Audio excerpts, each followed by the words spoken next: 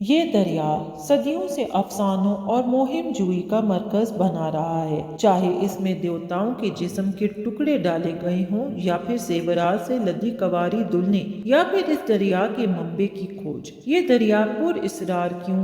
حقیقت کی کھوج میں ہمارے شریک سفر رہیے۔ السلام علیکم، کتب بینی کی دنیا میں خوش آمدید۔ یہ تاریخی دریا، دریائے نیل، قوموں کے عروج و زوال کی نہ جانے کتنی داستانیں اپنی لہروں میں چھپائے ہزارہ سال سے اسی طرح بہہ رہا ہے۔ دریائے نیل کے کنارے آباد دو بڑی تہذیبیں تھیں، ایک مصری اور دوسری نوبیئنس۔ اس دریا نے اپنے ارد گرد کے خوش علاقے کو سرسبز زرعی زمین میں تبدیل کیا۔ آج کل یہ دریا آبپاشی کے ذریعے کے ساتھ ساتھ ایک اہم نقل و حمل اور تجارتی راستے کے طور پر کام کر رہا ہے۔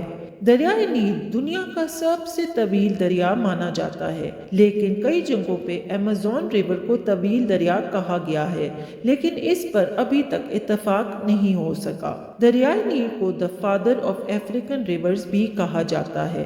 یہ ایکویٹر کے ساؤتھ سے شروع ہوتا ہے اور شمالی مشرقی افریقہ کے 11 ملکوں Tanzania, Burundi, Rwanda, democratic republic of Congo, Kenya, Uganda, south Sudan, Ethiopia, Sudan اور ایجپٹ سے ہوتا ہوا بحیرہ روم یعنی میڈیٹرینین سی میں جا گرتا ہے۔ اس کی لمبائی تقریباً 4132 میل یعنی 6650 کلومیٹر ہے اور اس کا رقبہ 1,29,000 مربع میل یعنی 3,34,09,000 کلومیٹر ہے۔ یہ دریا کئی صدیوں سے پر اسرار منبع بنا ہوا ہے۔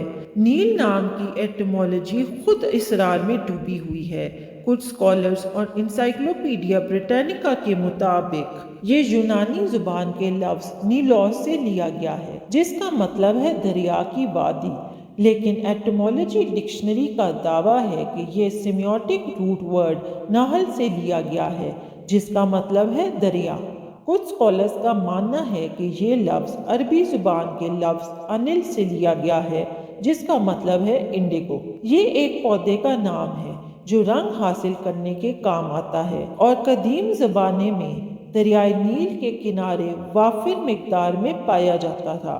مصر میں اسے جیترو، ہاپے یعنی دریا یا پھر آر یعنی کالے کے نام سے بھی جانا جاتا ہے، کیونکہ دریا کی مٹی کا رنگ کالا تھا، کیونکہ اس میں موجود منرلز اینڈ سالٹس کی وجہ سے اس کا رنگ کالا نظر آتا ہے۔ یہ لفظ کہاں سے لیا گیا، ابھی تک اتفاق رائے قائم نہیں ہو سکی۔ دریائے نیل کے اندر کئی چھوٹی بڑی ٹریبیوٹریز آ کر گرتی ہیں، لیکن اس کی دو شاخیں بلو نائل اور وائٹ نائل خرطوم کے مقام پر مل جاتی ہیں، جو پھر شمال کی جانب مصر سے ہوتے ہوئے بحیرہ روم میں جا گرتا ہے۔ کرسٹوفر اونڈیجی، جو کتاب Journey to the Source of Nile کے مصنف ہیں، کہتے ہیں نیل کے منبع یعنی اوریجن کا راز 3000 سال سے ایک چیلنج رہا ہے۔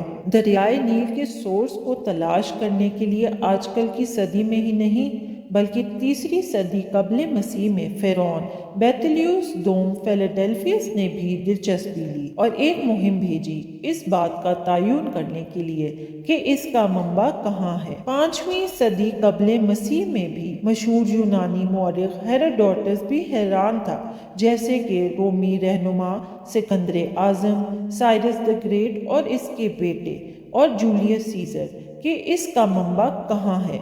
ایک مشہور رومی کہاوت ہے، نیل کے منبع کی تلاش یا ناممکن کو ممکن کرنے کی کوشش۔ یورپینز نے بھی دریائے نیل کے اوریجن کی کھوج کے لیے ڈیفرنٹ ایکسپیڈیشنز کیے، جن میں جان سپیک اور رچرڈ بارٹن جو لیک تنگانیکا تک پہنچنے میں کامیاب ہوئے، ڈاکٹر لیونگسٹون اور ہنری مورٹن لیک وکٹوریہ تک پہنچنے میں کامیاب ہوئے، جس کو اس وقت دریائے نیل کا اوریجن مانا گیا، لیکن بعد میں دریافت ہوا کہ یہ لیک ایک ریزروائر آف واٹر ہے اور اس میں خود leak مالاوی، leak Huron, leak Michigan اور لیک بائیکل کا پانی گرتا ہے۔ اس وجہ سے اس کو دریائے نیل کا اوریجن نہیں مانا جاتا۔ 2006 میں ناسا اور ٹیم آف ماڈرن ایکسپلوررز نے ایک سروے کیا اور کنفرم کیا کہ دریائے نیل روانڈا میں کہیں سے نکلتا ہے۔ روانڈا میں کہاں سے، یہ کوئی نہیں جانتا۔ ہمیں اس کا جواب یہاں تو نہ مل سکا، لیکن ایک صحیح حدیث میں سے ضرور ملتا ہے۔ صحیح حدیث میں اس کو جنت کا دریا کہا جاتا ہے، اور معراج کی شب کو جب نبی کریم صلی اللہ علیہ وآلہ وسلم سدرۃ المنتہا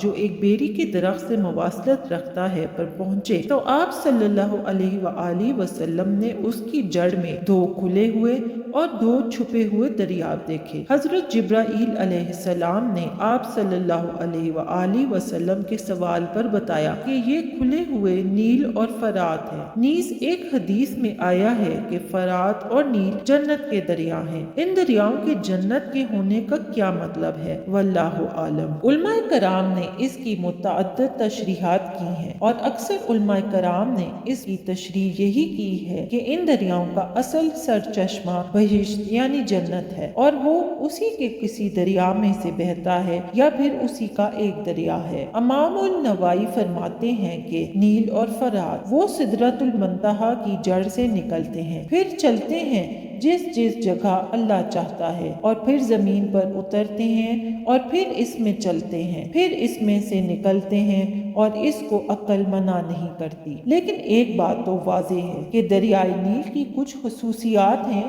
جن کی بنا پر وہ دنیا کے دوسرے دریاؤں سے واضح طور پر ممتاز ہے۔ پہلی بات، یہ دنیا کا سب سے طویل دریا ہے۔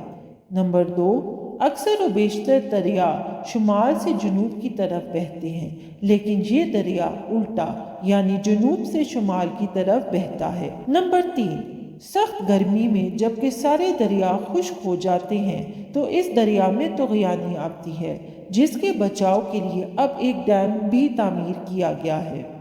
نمبر 4، یہ بات ہزارہ سال سے ایک معمہ بنی ہوئی ہے کہ اس دریا کا منبع کہاں ہے۔ انسائکلوپیڈیا بریٹینیکا کا کالم نگار لکھتا ہے کہ یہ بات اس معنی سے درست کہ وکٹوریہ جھیل کا پانی کا سب سے بڑا ذخیرہ ہے جہاں سے نیل اپنے 4000 میل لمبا سفر کا آغاز کرتا ہے۔ لیکن اگر منبع سے مراد سرچشمہ ہے تو سوال یہ ہے کہ وکٹوریہ جھیل کا پانی کہاں سے آ رہا ہے۔ انسائکلوپیڈیا بریٹینیکا کے ایک مکالمہ نگار کے مطابق جغرافیائی تحقیق کے مسائل میں نیل کے منبع کے سوا کوئی ایسا مسئلہ نہیں جس نے اتنے طویل عرصے تک انسانی تصورات پر اتنی شدت کے ساتھ اثر ڈالا۔ اگر انسان اتنے ہزارہ سال کی تحقیق اور ریسرچ کے بعد بھی دنیا ہی میں اس دریا کا آخری سرا 100% یقین کے ساتھ دریافت نہیں کر سکا تو صادق و امین صلی اللہ علیہ وآلہ وسلم نے جنت کے ساتھ اس کے جس رابطے کی نشاندہی فرمائی ہے اس کا سراغ کون ٹھیک لگا سکتا ہے۔